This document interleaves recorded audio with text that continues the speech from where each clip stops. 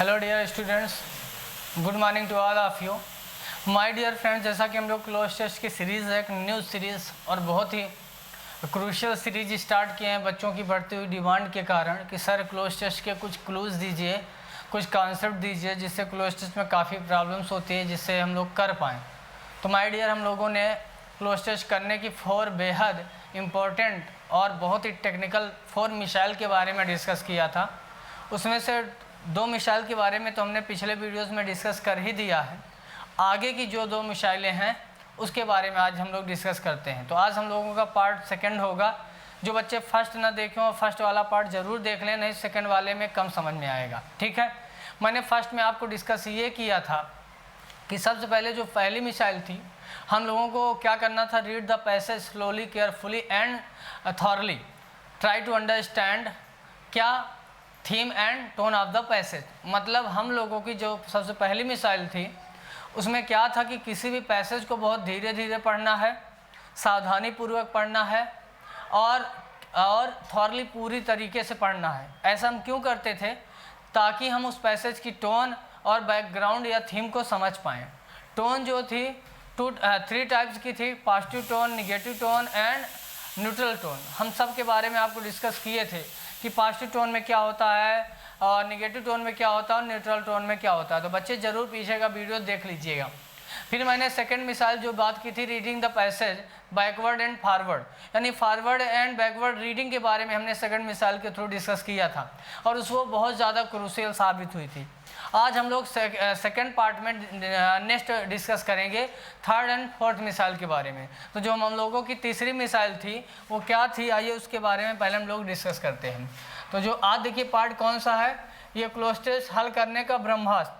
सच में ये ब्रह्मास्त्र तरीका होगा। इस तरह से हम लोग 100, 150, 200 जितना आप चाहेंगे उतना मैं क्लोज टेस्ट करा दूंगा और देखिएगा ये सारे कॉन्सेप्ट कहीं ना कहीं इम्प्लीमेंट इनका मैं कराऊंगा।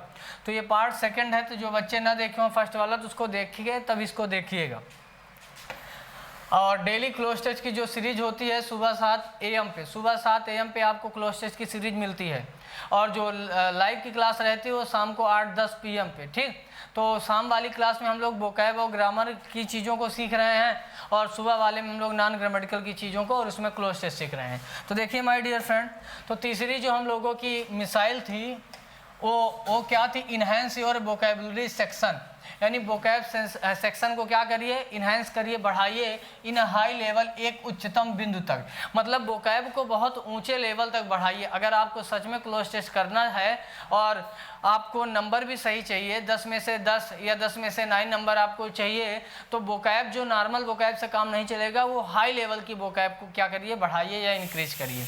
अच्छा, वोकैब में अगर मैं बात करूं तो मैं तो 17-18 चीज़ें सिखाता हूं वोकैब के अंतर्गत। तो क्या सब इसमें क्रूशियल है? नहीं माय डियर, वोकैब का भी अपना एक सेगमेंट है जो कि फिलर या क्लोज टेस्ट में काम आएगा। तो वो क्या है, कोलोकेशन है, स्पेसिफिक यूजेस ऑफ वर्ड्स है, प्रीपोजिशन है, फ्रेजल वर्ब हैं और इडियम्स एंड फ्रेजेस हैं। मतलब 1, 2, 3, 4, 5 यानी 5 वोकैब का सेक्शन में सिर्फ 5 सेक्शन मजबूत करना है, क्लोज टेस्ट या फिलर करना है तो। और चाहे डिफेंस हो, चाहे बैंक हो, चाहे SSC हो, यहाँ से क्वेश्चन बहुत पूछा जाता है। फिलर और क्लोज टेस्ट दोनों एक ही है। 1 या 2 या 3 लाइन का रहता है तो उसे फिलर बोलते हैं, 5, 7, 8 लाइन का हो जाता है तो उसे पैसेज या क्लोज टेस्ट वाला पैसेज बोलते हैं। तो ये बहुत क्रूशियल है, लाइटली मत लीजिएगा। अच्छा, अब मैं बात करूँ कि कोलोकेशन क्या है। कोलोकेशन वो वर्ड होते हैं जो अपने साथ एक कोरिलेटिंग वर्ड लेके चलते हैं। जैसे मैंने बोला है जी, क्या बोला है जी, तो हैजी मतलब सबको पता है धुंधला होता है, तो हैजी पिक्चर या हैजी मेमोरी। अब एग्जाम में क्या होगा, यहाँ पे मेमोरी लिख के छोड़ देगा और आगे ये वर्ड भरना रहेगा। अब वहाँ पे हैजी भी लिखा रहेगा, ऑब्स्क्योर भी लिखा रहेगा, अनक्लियर भी लिखा रहेगा, नॉट डिस्टिंक्ट भी लिखा रहेगा। चारों का मतलब अस्पष्ट होता है, नेबुलस भी लिखा रहेगा। लेकिन आगे पिक्चर और मेमोरी के साथ हैजी ही लगता है। ये बात अगर आपको पता रहेगी तब आप कर पाएंगे। तो हैजी मेमोरी या हैजी पिक्चर होता है, विविड रीजन होता है या विविड पिक्चर होती है, इसेंट्रिक बिहेवियर होता है ना। और जैसे मैं बोलूँ आपको, पावर एंड पोजीशन होता है, रूल्स एंड रेगुलेशन होता है, लॉ एंड ऑर्डर होता है, फिजिकली एंड मेंटली होता है। तो आप देख रहे हैं एक वर्ड के साथ एक वर्ड चल रहा, तो इसी को बोलते हैं कोलोकेशन। इसकी ना तो कोई मार्केट में बुक आती है, ना तो इसका कुछ आता है। ये तभी आप सीख पाएंगे जब ज़्यादा से ज़्यादा क्लोज टेस्ट करेंगे। 1000-1500 क्लोज टेस्ट कर लेंगे तो इस तरीके के बहुत सारे वर्ड आपको आ जाएंगे। या फिर जो मैंने अभी तक अपनी लाइफ में क्लोज टेस्ट जितने किए हैं या इकट्ठा वर्ड मैंने किया है, तो ऑफलाइन बैचेज में तो मैं क्लोज टेस्ट का ये कोलोकेशन वाली सीट कराता हूँ, तो आपको भी मैं PDF के थ्रू किसी दिन प्रोवाइड कर दूंगा, ठीक है। दूसरा क्या है, स्पेसिफिक यूज ऑफ वर्ड्स, यानी स्पेसिफिक यूजेस ऑफ वर्ड। ये वो सीरीज होती है जिसके थ्रू एक एक वर्ड का मतलब हम समझते हैं। जैसे मैं बोलूँ सम्चुअस, ध्यान से सुनिएगा, स्किप मत करिएगा नहीं तो समझ में नहीं आएगा। सम्चुअस, मार्वेलस, मैजेस्टिक, एक्सक्यूजाइट, और आपका बोले तो इधर जैसे डिलक्स और मार्वेलस, स्टुपेंडस, ब्रिलियंट, मतलब ये फैंटास्टिक, फैंटाबुलस, बहुत सारे ऐसे वर्ड हैं जिनका सबका मतलब वही है। लेकिन अगर सबका मतलब वही है माय डियर, तो कुछ तो अंतर होगा। जैसे मैं कहूँ कॉन्फिडेंस, मैं कहूँ बिलीव, मैं कहूँ ट्रस्ट, मैं कहूँ फेथ, मैं कहूँ कन्फाइड, इन चारों का मतलब क्या होता है? चारों का मतलब विश्वास। जैसे मैं बोलूँ आपको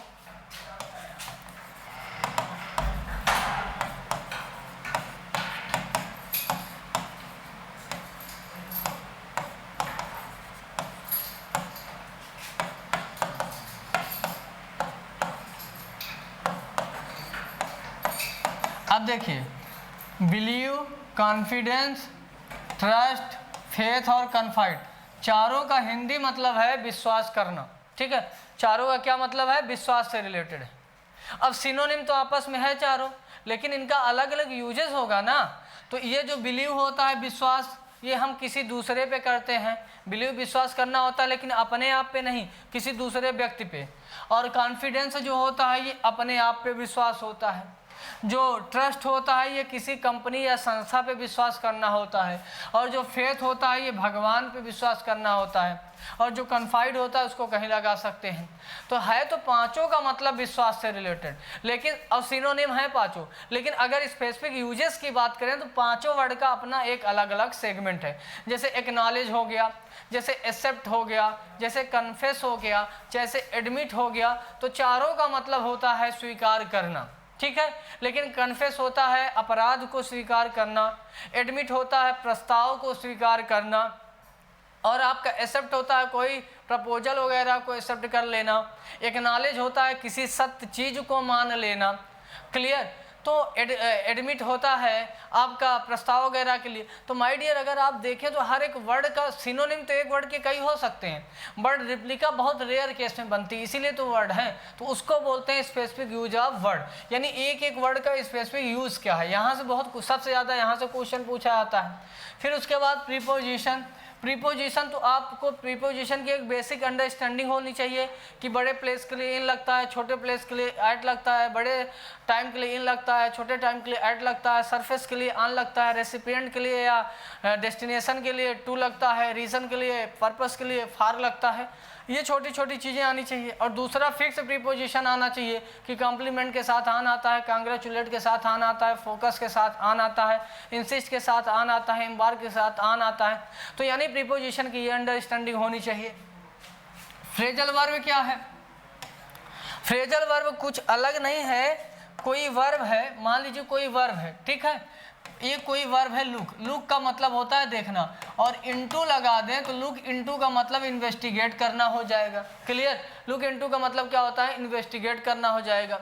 इसी तरह से बैक मतलब होता है पीछे, और बैकअप मतलब होता है सपोर्ट। तो इसका ये मतलब हुआ किसी वर्ब में कोई प्रीपोजिशन या एडवर्ब को ऐड कर दें, किसी वर्ब में किसी प्रीपोजिशन या एडवर्ब को ऐड कर दें और हिंदी टोटली बदल जाए, दैट्स कॉल्ड, या मीनिंग टोटली बदल जाए, तो उसे क्या बोलते हैं? फ्रेजल वर्ब, ठीक है। जैसे पास मतलब गुजरना होता है, लेकिन पास अवे मतलब गुजर जाना, मर जाना होता है, तो फ्रेजल वर्ब उसे बोलते हैं।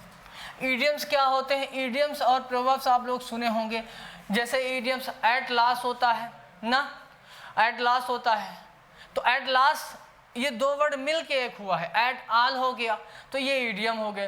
तो अब अगर आप जानिए तीसरी जो हम लोगों की मिसाइल थी उसमें था enhance your vocabulary section, vocab section को बढ़ाना है और वोकैब सेक्शन में बहुत सारी चीज़ें होती हैं तो उसमें से ये 5 टर्म को इम्प्रूव करना है। क्लियर। अब मैं आपको एक एक वर्ड को बताता हूं और समझाता हूं कि कैसे इनको एप्लीकेशन इनका कैसे आप करेंगे अपने जब क्लोज टेस्ट करेंगे उसमें। और जैसे पहला जो वर्ड पावर का गेम था कोलोकेशन, तो हम लोग कोलोकेशन से रिलेटेड वर्ड लिए हैं और आपके ही एग्जाम में क्लोज टेस्ट को ले लेके एक एक दो का एग्जाम्पल लेके हम समझा रहे हैं। यह CPU PT 2016 में आया। चलिए देखते हैं कि कोलोकेशन सच में इम्पॉर्टेंट है भी कि नहीं। देखिए पढ़ते हैं। Richard Clinton Harvicks family life ends when his father passes and his mother marries Mr. Coldstone. His stepfather is strict, impose rules on him. Richard feel abused like in his own home, thinking his mother and sister will be without his unhappy face around. He runs away from home.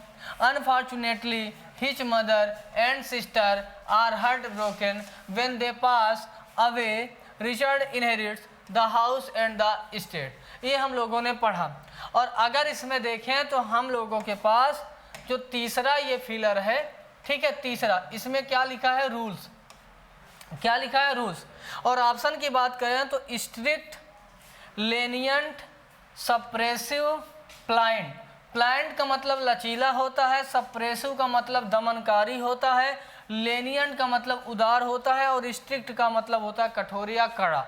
अब अगर आपको colocation आती है तो आपको पता होगा strict के साथ स्ट्रिक्ट पर्सन या फिर स्ट्रिक्ट क्या लॉ या फिर स्ट्रिक्ट रूल या फिर क्लियर। तो स्ट्रिक्ट वर्ड के साथ जो कोलोकेशन बनता है वो ऐसे बनता है कि स्ट्रिक्ट पर्सन, कोई बहुत कड़ा आदमी है तो स्ट्रिक्ट पर्सन बोलते हैं, कोई नियम कानून बहुत कड़े हैं तो स्ट्रिक्ट लॉ या स्ट्रिक्ट रूल बोलते हैं।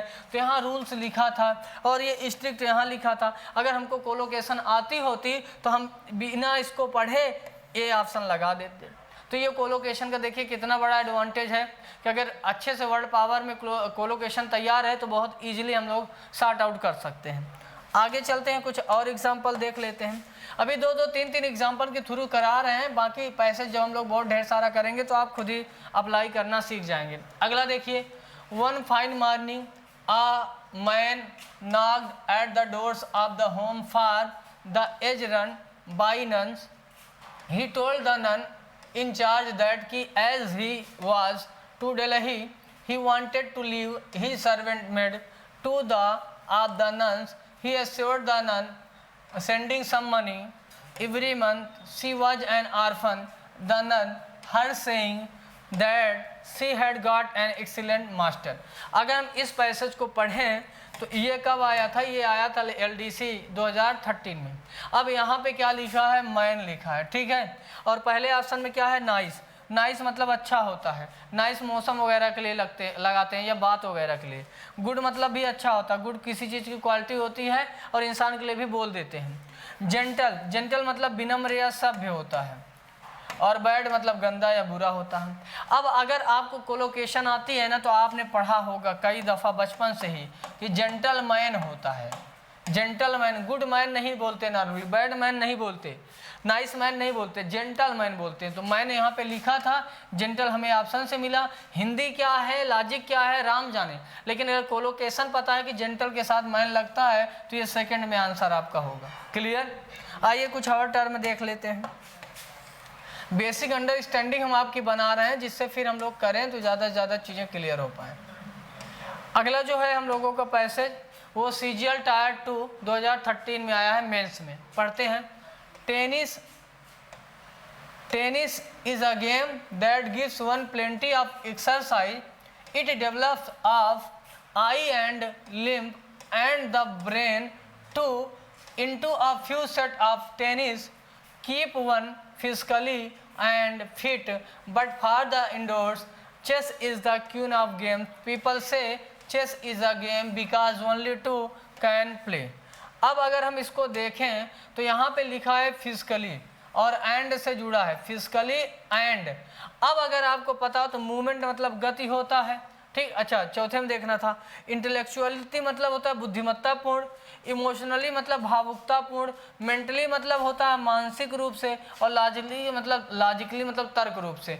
अब अगर आपको पता होता तो आप सी वाला आंसर लगाते। क्यों? क्योंकि ये वर्ड दोनों एक साथ चलता है, फिजिकली एंड मेंटली। ध्यान से समझिए, फिजिकली एंड मेंटली यानी शारीरिक और मानसिक। ये कहाँ से आया? ये कोलोकेशन है कि फिजिकली के साथ मेंटली चलता है। तो अगर कोलोकेशन आता है तो देखिए हर तीसरे चौथे क्लोज टेस्ट में 1-2 नंबर फ्री का मिलने वाला है।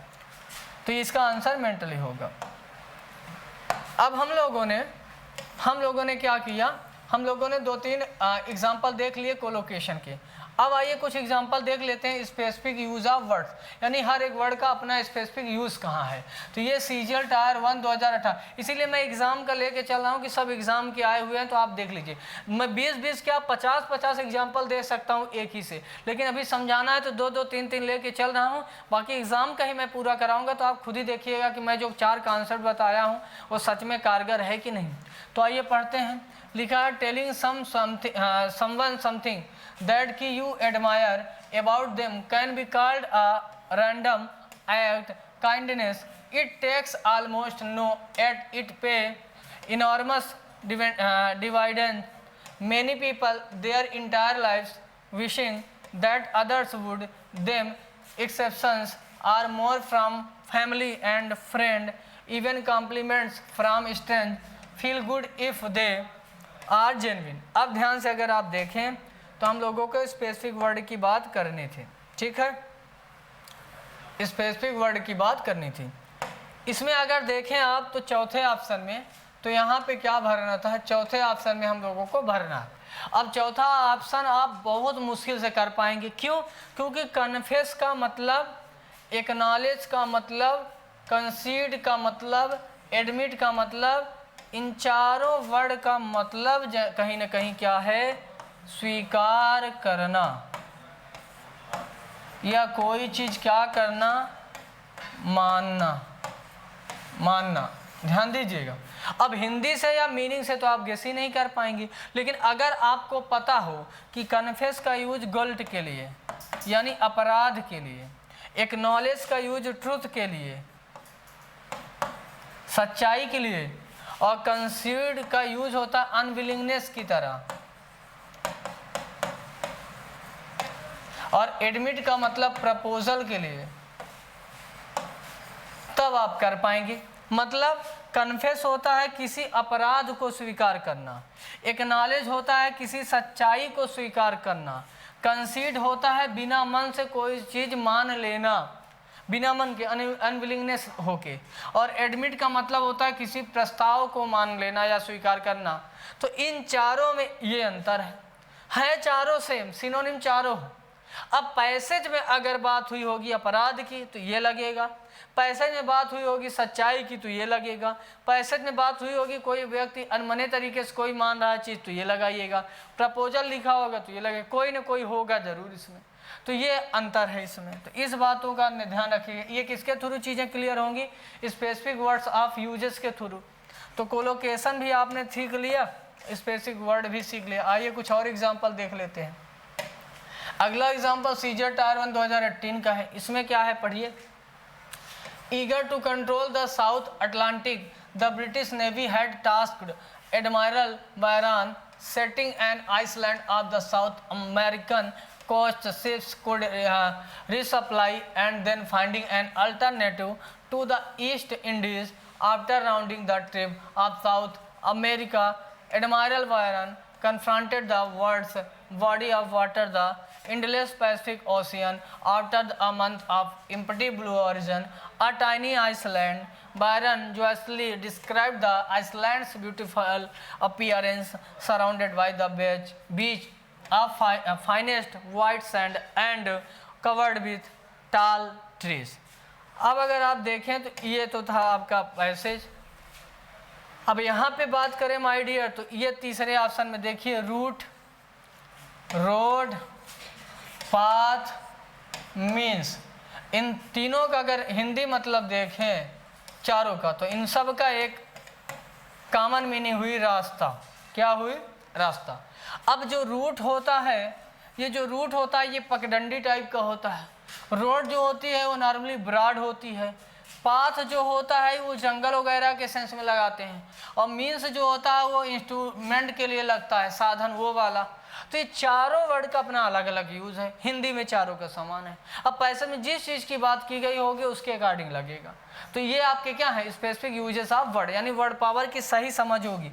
इस सब को इम्प्रूव करने के लिए मैं वोकैब जो करा रहा हूँ शाम को आपका डेली 8-10 PM पे, वहाँ से सीखे। मैं वहाँ पे यूजेस आपको काफ़ी हद तक बता रहा हूँ कि किस वर्ड का कहाँ यूज़ करते हैं। अगला आया है LDC 2013 में, लिखा है in this days of cable television the radio has again become popular as in the days before the of television people switch on their radios first thing in the morning. Channels of every can be heard broadcasting news and song every. More than anything else, people prefer to listen to which bring refreshing change to the routine of their everyday lives. अब अगर देखें तो पहला option देखिए advent. Advent का मतलब क्या होता है, आगमन। और अपीयरेंस का मतलब क्या होता है, किसी का दिखावा।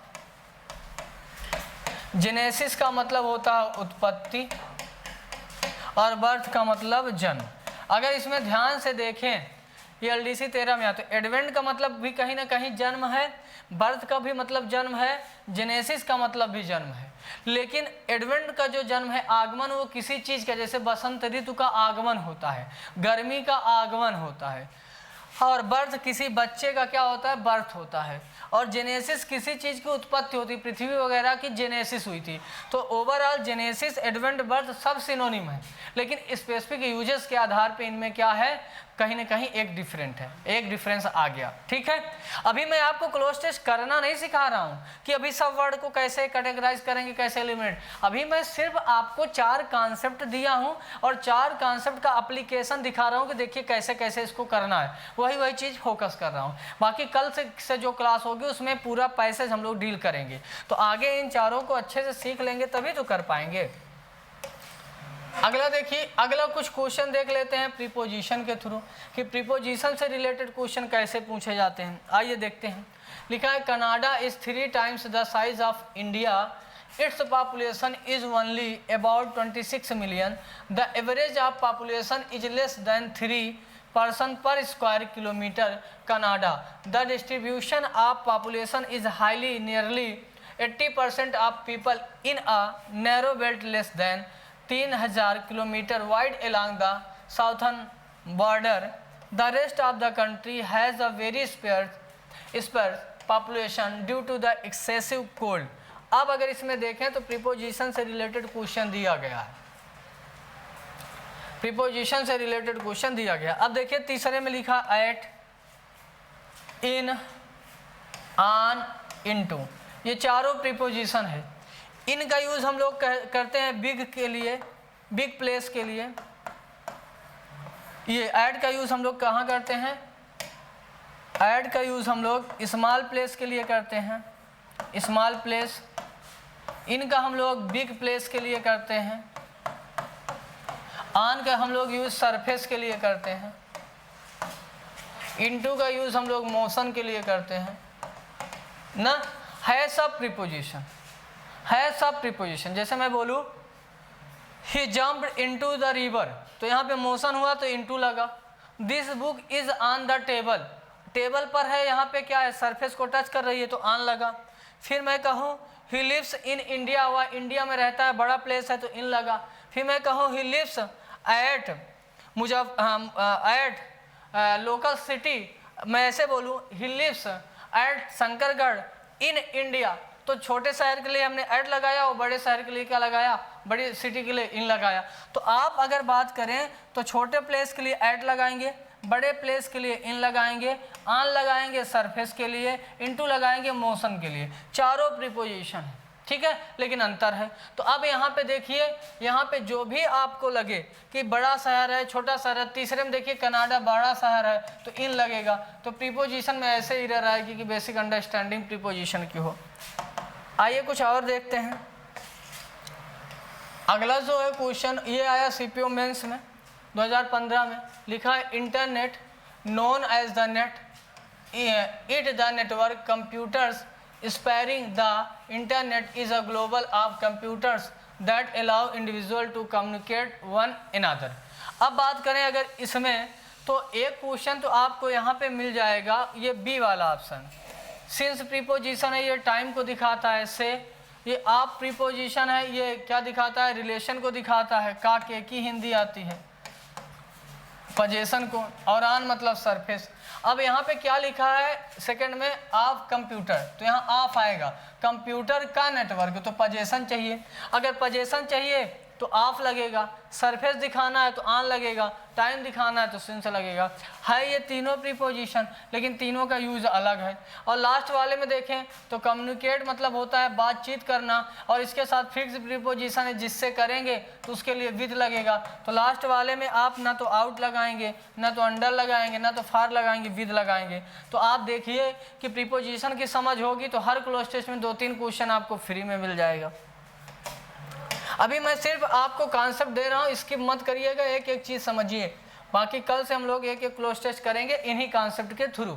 अगला जो क्वेश्चन आया, no child is spoiled child by birth, it is family conditions and circumstances which a child grow up spoil him, it is common experience that a wanted child are the only child, his parents is more prone to spoil, such a child becomes arrogant and insolent of the overindulgence and overprotection of the parents. Sometimes it's seen that a child also tends to become a nuisance. अगर हम बात करें my dear, अगर हम लोग बात करें यहाँ पे अपने क्वेश्चन की, तो अगर आप देखें तो 6 नंबर में जो लिखा है आप प्रीपोजिशन है, ओ डबल एफ, ये अलगाव को दिखाता है। जो फार प्रीपोजिशन है ये पर्पज को दिखाता है। आप प्रीपोजिशन जो है ये क्या दिखाता है, पोजीशन को, तो उसमें पोजीशन ही लगाना है। आप कैसे क्या बोलते हैं, the climate of Agra, the climate of Agra. तो ऑफ का यूज़ हम तब करते हैं जब पोजीशन दिखाना हो, और इन का यूज़ हम लोग बड़े प्लेस के लिए या बड़े टाइम के लिए करते हैं। तो आप तभी कर पाएंगे जब एक एक प्रीपोजिशन के बारे में पता हो, और प्रीपोजिशन से हर एक क्लोज टेस्ट में 1-2 क्वेश्चन रहता है, ठीक है। तो अगर देखें 6 नंबर में, तो 6 नंबर में आपका क्या कह रहा है, 6 नंबर में है, 6 नंबर में कह रहा है चाइल्ड हिज पेरेंट, तो अपने पेरेंट का बच्चा ना, तो का के की पोजीशन है तो यहाँ पे सिंगल वाला ऑफ लगेगा। तो इस तरह से चीज़ों को आप लोग हैंडल करेंगे। अगला अगर क्वेश्चन देखें, एसीजियल टायर 2 2013 में आया था, इसको पढ़ते हैं। Without water animal can survive in desert regions, the greatest of life is drying up, but many creatures are able to make use of little water that exists in arid areas. One of nature's masterpieces, creatures equipped to with desert life is the hardy camel. Stories run in the deserts lands far and wide about endurance faced by camels. It is said that camels can a distance of about 800 miles in 8 days through travel without intake of single drop of water. The popular that camels store water in the humps is in a war. Water is indeed stored there but in the form of fat. तो अगर हम लोग बात करें तो यहाँ चौथा वाला जो क्वेश्चन है, मास्टरपीस क्रिएचर। तो अब अगर हम चौथे वाले ऑप्शन पे चलें तो चौथे वाले ऑप्शन में हमारे पास क्या है, फार है। फार दिखाता है purpose, I bought a bag for you. About होता है, ये दिखाता है के बारे में या फिर लगभग। एमंग दिखाता है बीच में, के बीच में, और बीच बताता है साथ। एमंग का यूज़ हम तब करते हैं जब 2 से अधिक के बीच की बात हो। जैसे मैं कहूँ Kashmir is a bone of contention among India, China and Pakistan. तो बीच के लिए हम लोग एमंग का यूज़ करते हैं। तो यहाँ पे सी वाला ऑप्शन लगेगा चौथे वाले क्वेश्चन में, ठीक है। यहाँ मास्टरपीसेस एमंग क्रिएचर कई होंगे ना, तो बीच की बात है। बाकी जब आप पैसेज पढ़ेंगे तो और समझ में आएगा। अभी मैं आपको बेसिक अंडरस्टैंडिंग दे रहा हूँ, ठीक है। अब अगर हम देखें एक क्वेश्चन और देख लेते हैं प्रीपोजिशन से रिलेटेड। वो क्या है, कह रहा है getting good result in your studies habit from developing good study habits. The best to study is a comfortable room with a good lighting. The best chair for studying should be which you would be comfortable but not so comfortable that you may fall asleep on it after a while. Before you study, look for a quiet environment with no.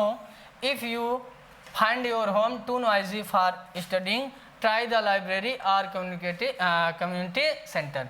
अब अगर हम बात करें तो यहाँ पे आप देखिए कंफर्टेबल इन लगेगा, क्यों? क्योंकि यहाँ पे चेयर की बात हो रही है ना, कि एक ऐसी चेयर जिसमें आप बैठ के पढ़ें तो कंफर्टेबल हो। तो आपको पता है बंद वाली जो आर्म चेयर होती है वो 3 तरीके से बंद रहती है, तो बंद प्लेस के लिए हम लोग इन लगाते हैं। तो इसमें ना तो एट लगेगा, ना तो ऑन लगेगा, इन लगेगा, विद भी नहीं लगेगा। तो अगर प्रीपोजिशन की अंडरस्टैंडिंग है तो हर एक क्लोज टेस्ट में 1-2 नंबर फ्री का आपको मिलेगा। अगला देखिए, अब हम लोग बात करते हैं फ्रेजल वर्ब से रिलेटेड। किससे? Phrasal verb. हम लोगों ने कोलोकेशन से रिलेटेड एग्जांपल देख लिया, हम लोगों ने स्पेसिफिक वर्ड से रिलेटेड एग्जांपल देख लिया। अब हम लोग देखेंगे किससे रिलेटेड? फ्रेजल वर्ब से। तो लिखा Richard Clinton Harkis family life ends when his father pass and his mother marriage mister Coldstone. His step father is strict and impose rules to him. Richard feel abused like in his own home, thinking his mother and sister will be without his unhappy face around the run away from home. Unfortunately, his mother and sister are heartbroken when they pass away. Richard inherits the house in ... अब अगर आप ध्यान से पढ़ें मेरे भाई तो लिखा क्या है? लिखा है यहाँ पे पास। अब पास के साथ एक प्रीपोजिशन अगर आप लगा देना अवे, तो इसका मतलब होता है ये फ्रेजल वर्ब बन जाते हैं और इसका मतलब होता है मर जाना, टू डाई। पास अवे का क्या मतलब होता है? मर जाना। तो यहाँ पे वही कह रहा है, मिस्टर क्लिंटन हार्विस की जो फैमिली थी वो तब समाप्त हो जाती जब उनके पापा की डेथ हो जाती है, तो पास अवे लगेगा। पास के साथ यहाँ आउट नहीं, ऑफ नहीं, फार नहीं, क्योंकि इन तीनों का मतलब ही अलग हो जाएगा। पास अवे का मतलब होता है टू डाई। क्लियर? तो फ्रेजल वर्ब ऐसे करते हैं। फ्रेजल वर्ब की सीरीज मेरी पड़ी हुई है, 250-300 फ्रेजल वर्ब मैंने याद कराया जितनी इंपॉर्टेंट है, तो उसको जाके आप लोग देख लीजिए, बहुत मदद मिलेगी क्लोज टेस्ट करने में। अगला है CPO PET 2016 में आया है। क्या लिखा है? लिखा है plants in the deserts are particularly to the dry and hot environment. One well known desert plant is the cactus. Like many desert plant, this plant has very leaves as plants. Most of their water through their leaves. The small leaves of the cactus help to cut water evaporation. There are another desert plants that do not have leaves at. अब अगर आप ध्यान से देखें तो यहाँ पे एक फ्रेजल वर्ब यूज़ होना है कट के साथ। तो चौथे में ऑफ नहीं लगेगा, आउट नहीं लगेगा, अप नहीं लगेगा, डाउन लगेगा। क्यों? कट डाउन इस फ्रेजल वर्ब का मतलब होता है कोई चीज़ कम करना। You should cut down your expenditure, आपको अपने एक्सपेंडिचर को कम करना चाहिए। तो ये फ्रेजल वर्ब है, कम करना। अब आपको फ्रेजल वर्ब आती रहेगी तो 1 सेकंड में हो जाएगा, नहीं आती रहेगी तो 3 घंटे में भी नहीं होगा। इसलिए जो मैं पॉइंट हाईलाइट कर रहा हूँ उसको समझिए अच्छे से। अगला देख लीजिए, अगला जो आया है वो है CPO PET 2016 में। लिखा है if you go horse riding you may notice that horses have shoes on their hooves. These U-shaped shoes, which are made of hard metal, are very important to the horses. If horses do not have these shoes, their hooves will out quickly on hard and roads. Hence, horses traveling on rough roads to become often without shoes. Horse carrying heavy loads also become injured easily. अब आपको अगर पता हो तो second जो option है, देखिए यहाँ पे आउट लगा है। अब आपको टेक आउट नहीं, कीप आउट नहीं, फॉल आउट नहीं, वियर आउट एक फ्रेजल वर्ब होती है। वियर आउट, वियर आउट का मतलब होता है घिस जाना। तो वही बात कर रहा है कि जो हॉर्स होते हैं उनके पैर वगैरह घिस जाते हैं। तो अगर आपको फ्रेजल वर्ब पता होती तो 1 सेकंड में होता, नहीं पता है तो नहीं कर पाएंगे। अगला अगर बात करें तो अगला जो सेगमेंट है वो है इडियम्स एंड फ्रेजेस से रिलेटेड। ठीक, ये क्वेश्चन कब आया? ये क्वेश्चन आया आपका CPO PET 2016 में। क्या लिखा है? लिखा है plants in the desert are particularly to the dry and hot environment. One well-known desert plant is the cactus. Like many desert plants, this plant has very leaves as plants most of their water through their leaves. The small leaves of the cactus help to cut water evaporation. There are other desert आपका plants that do not have leaves at. तो अब देखिए idiom की बात करते हैं तो my dear यहाँ पे एट लिखा है और एक इडियम होता है एट आल. एट आल का मतलब होता है बिल्कुल भी, बिल्कुल. तो अगर आप ध्यान से समझते तो यहाँ पे देखिए लास्ट में लिखा था आल और यहाँ पे लिखा था एट. एट आल पूरा मिलके क्या बन जाएगा, एक इडियम बन जाएगा. अब जिस बच्चे को पता होगा कर लेगा और जिसको नहीं पता होगा चाहे जितनी बार पढ़ ले, चाहे जितना हिंदी निकाल ले, नहीं होगा. अगला देखिए, अगला जो है हम लोगों का ये CPUPT 2016 में आया है. इसमें क्या कह रहा है, you paid $40 for this set of stamps. Susan asked in disbelief. Michael put the stamps carefully into his album. It was no telling Susan about his precious stamp collection. She, like all girls, it only interested in fashion magazines with pouting women clothes and like how to lose weight without eating less. अब अगर आप ध्यान से देखें my dear तो यहाँ पे एक फ्रेज जो यूज हुआ है सेकंड नंबर, वो फ्रेज ये है it is no use. It is no use और इसके बाद आता है वर्ब की फर्स्ट फॉर्म में ING यानी जीरन. ठीक है, ये एक फ्रेज है. इज की जगह कुछ भी हो सकता है, is am are was were. तो ये पूरा फ्रेज चलता है इट इज नो यूज. तो वही था, यहाँ पे लिखा था नो, वहाँ पे लिखा था देखिए इट वाज लिखा था, यहाँ नो लिखा था, यहाँ वर्ब चौथी फॉर्म में थी. तो ना यहाँ पे बेनिफिट लगेगा, ना अवेल लगेगा, ना मैटर लगेगा, ये क्या लगेगा, यूज. तो ये इडियम था, आपको पता होता है ये फ्रेजेस हैं तो ऐसे होते हैं तो कर लेंगे. अब अगर आप ध्यान से देखें तो माय डियर और अगला क्या है, लिखा क्या है, one day when king Rama was sitting on his ring fell off when the touched the earth. It made a hole in the ground and disappeared into. It was his trusty Hanuman henchman was his feet. अब देखिए यहाँ पे एक idiom ऐसे use हुआ, देखिए at his feet. इस idiom का मतलब होता है चरणों में अर्जित करना. तो यहाँ पे तीसरे में at लगेगा. देखिए ऑप्शन में at होगा जरूर. देखिए ऑप्शन में ये देखिए at है. अब चाहे आप देखें ऑप्शन चाहे ना देखें, अगर इडियम पता है तो आप तुरंत कर लेंगे. अब ध्यान से देखिए माय डियर, अगला जो है ये CGL 2016 में आया है. इसमें क्या लिखा है, the conditions which democracy can are to but one thing is that democracy is always a slow growth whereas dictatorship may to and a new with dramatic success under condition. अब मैं आपको बताऊं clear, यहाँ पे एक idiom होता है rise to power. Rise to power ये एक इडियोमेटिक फ्रेज है. इसका मतलब होता है सत्ता में आना, सत्ता में आना. अगर ये फ्रेज ये इडियम आपको पता होता तो आप देखिए 6 नंबर में राइज लगाते और 7 नंबर में पावर लगाते तो ये पूरा इडियम बन जाता राइज टू पावर. 6 नंबर में देखिए लिखा है राइज और 7 नंबर में लिखा है पावर. तो अगर माय डियर इडियम्स अगर आपको पता होते तो आप इजीली कर लेते. अब देखिए जो हमारा चौथा हमारा ये क्या है, मिसाइल है. इसके बारे में हम लोग डिस्कस कल करेंगे क्योंकि इसी पार्ट्स में कर देंगे तो वीडियो काफ़ी लेंदी हो जाएगी. तो हम लोगों ने कहा था 4 मिसाइल के थ्रू हम लोग क्लोज टेस्ट को सॉल्व करेंगे. तो हम लोगों ने पहला पढ़ा था कि क्या करना है, स्लोली केयरफुली एंड थॉरली पढ़ना है और उसकी टोन वगैरह बैकग्राउंड समझना है. उससे रिलेटेड एग्जांपल भी मैं कराया. फिर दूसरा मैंने कहा फॉरवर्ड एंड बैकवर्ड रीडिंग आपको करना है. तीसरा मैं आज सिखाया, क्या सिखाया बाबू, कि इन्हेंस करिए अपनी वोकैब को. वोकैब में 5 सेक्शन है, collocation, specific uses of words, फिर इडियम्स एंड फ्रेजेज, फिर फ्रेजल वर्ब. क्लियर. और एक प्रीपोजिशन, 5 सेक्टर और सबसे रिलेटेड हमने 10-15 ठो एग्जाम्पल देके आपको अच्छे से समझाया। अब कल और लास्ट जो कॉन्सेप्ट की सीरीज होगी वो रिलेटेड होगी किससे, ग्रामर बेस्ड, कि ग्रामर से रिलेटेड जो क्लोज टेस्ट आते हैं उसको कैसे हम लोग हैंडल करेंगे।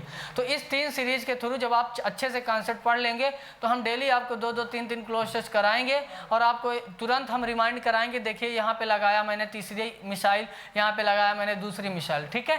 तो जैसा भी होगा कमेंट करके बताइएगा, जैसा भी लगा होगा, ठीक है। तो बाय बाय, टेक केयर।